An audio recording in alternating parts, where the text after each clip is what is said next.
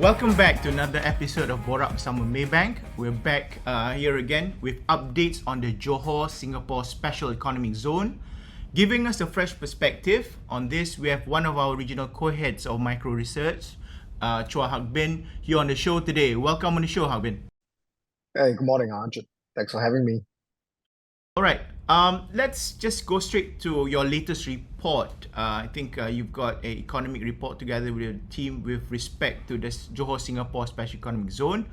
So I think we want to look at it on three angles, starting with the competitive advantages that this initiative to both countries, which is Malaysia and Singapore, from a FDI perspective.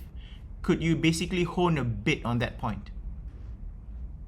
Well, I think it combines both the strengths of Singapore and Johor, Malaysia. Because now we are facing a situation where the US and China are in the middle of an intense geopolitical rivalry. The MNCs are looking to move their factories and operations to elsewhere to diversify away from China. So the Special Economic Zone, I think what's special is that it puts together, Johor's competitive costs, energy resources, abundant land with that of Singapore's financial, logistics, and advanced manufacturing capabilities. So transparent and clear rules for the shipment of cross-border flows and goods would enhance the supply chain resilience, encourage more MNCs to locate and move to Johor. So I think that's a big plus.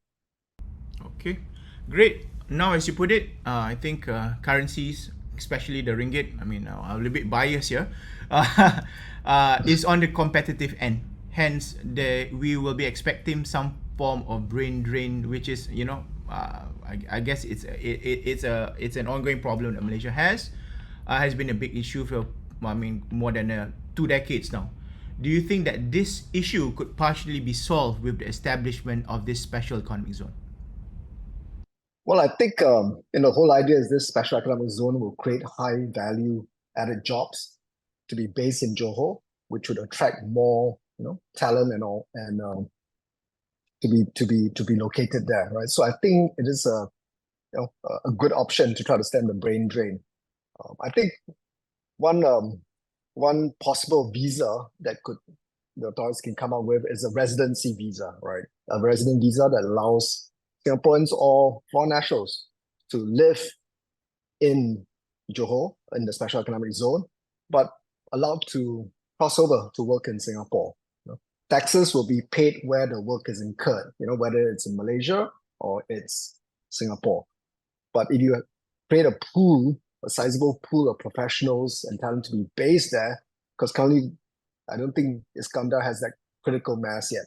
But if there's a critical pool, they live there, they invest there. That's gonna attract more, talent, I think, to be based in the Special Economic Zone, and that's a big plus. Yeah, I think going back to the old adage that if you build it, they will come, right? So clearly, we are building policies, we're building infrastructure, and I think at some point the logic will prevail. All right, let's probably talk about the last point here about the green transition efforts. You mentioned in your report that this effort will not only be in Singapore's benefit, but also Malaysia as well. Could you elaborate on that?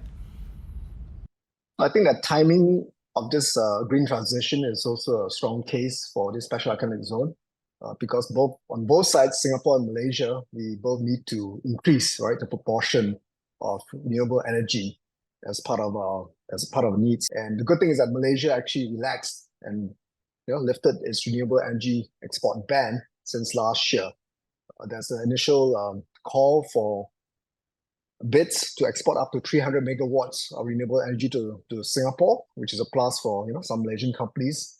300 megawatts is roughly about 7.5% of Singapore's needs by 2035. So it's still relatively small and modest. Some of the contracts that Singapore has signed up with the neighboring countries like Indonesia, Vietnam, Cambodia is already about 1 gigawatt, so much larger. So I think that's a fantastic opportunity to allow for solar plants or farms to be located in Johor in the Special Economic Zone and to be exported to Singapore. Of course, the other big thing that's happening amidst all this green transition is the proliferation of data centers, right?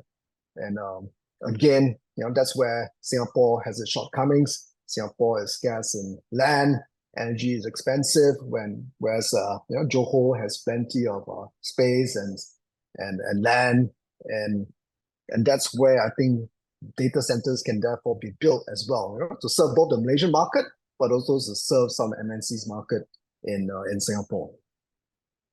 All right, thanks so much, Albin.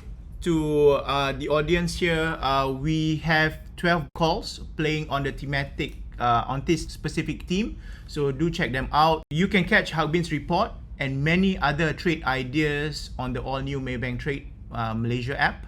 Remember, if you do not have a CDS or trading account, you can apply for one online in just 3 minutes via the QR code as well on the screen today.